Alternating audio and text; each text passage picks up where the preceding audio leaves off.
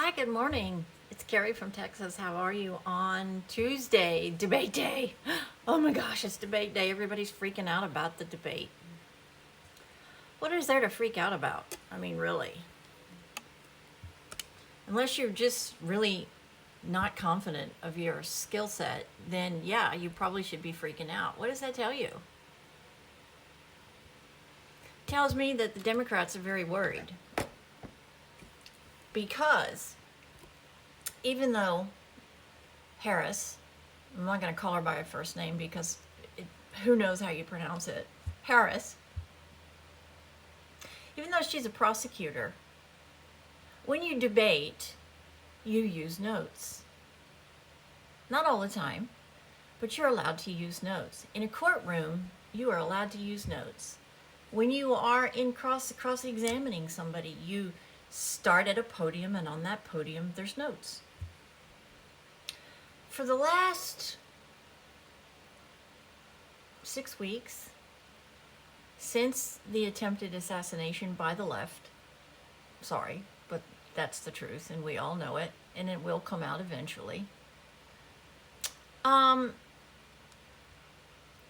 candidate has been out there talking to the reporters, sometimes for an hour and a half at a session. The other one has had one interview. That wasn't an interview. It was a television production. It was pre-recorded and edited. That is not an interview. I'm sorry. That is not an interview. She has not done an interview because the people around her and the massive Democratic machine knows she can't manage it. She does not have the oratory or speaking skills to be able to stand toe-to-toe with hostile reporters, which there's not very many, but there are a few, that would give the American people a true glimpse of how incapable she really is. So, the left machine continues this farce of presenting this woman who is not capable. She's just not capable. She does not have the necessary skill set or experience or oratory skills for international public and international diplomacy. She just doesn't. All you have to do is look back on what she has said and how she says it to know that this lady is just not presidential material. What has she done as a vice president? I mean, really, what significant success have you and I as the American public seen and benefited from her? What has she done to help you and I? I can sit here all day and wait for an answer, and there's not going to be one because she hasn't done anything in 3.5 years that directly, positively affects you and I. On the contrary, she has done so many things that have influenced us negatively. So let's talk about those. Food. The cost of just eating has gone up 50% in 4 years. Overall, the gas bills have gone up 50%. People can't make their rent. People can't make their mortgages. People are losing their homes because they can't make ends meet. People are losing their jobs because the businesses are cutting back. And probably the most devastating outside our ability to feed ourselves is the unbelievable crushing effect of our open borders. Americans have been murdered because of this complete failure on her part. It is the one task that she was assigned to do. Take care of the border. She's never been to the border. she's been all around the border, and she's made comments like, "Oh, I'm getting to the, I'm getting to the bottom of what's really influencing the border." Oh, it's simple. You opened the border, and you've let all of these people come in, and you don't know who they are. You don't know now where they are. Many of them have murdered innocent children, which that is blood on your hands. They're taking jobs from Americans. They're being given phones, jobs, health care, food, a place to shelter, all while your people, the American people, are suffering. Suffering on so many levels.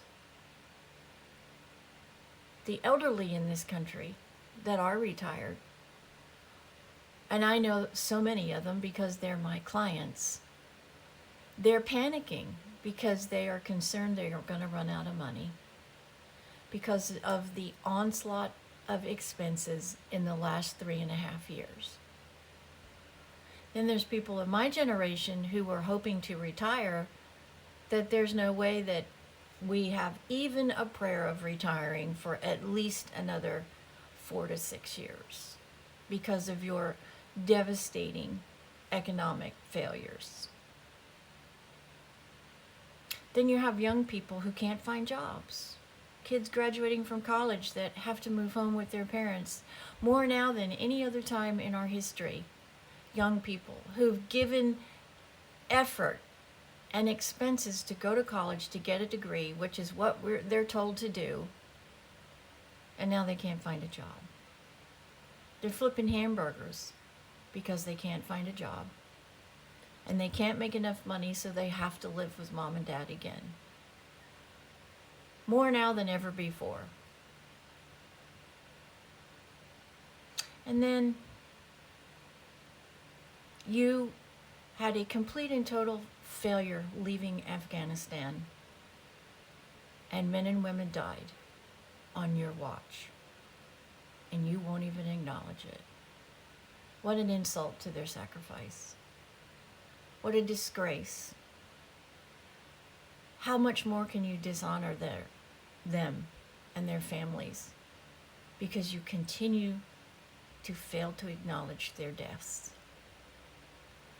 That is probably the worst offense of your entire administration.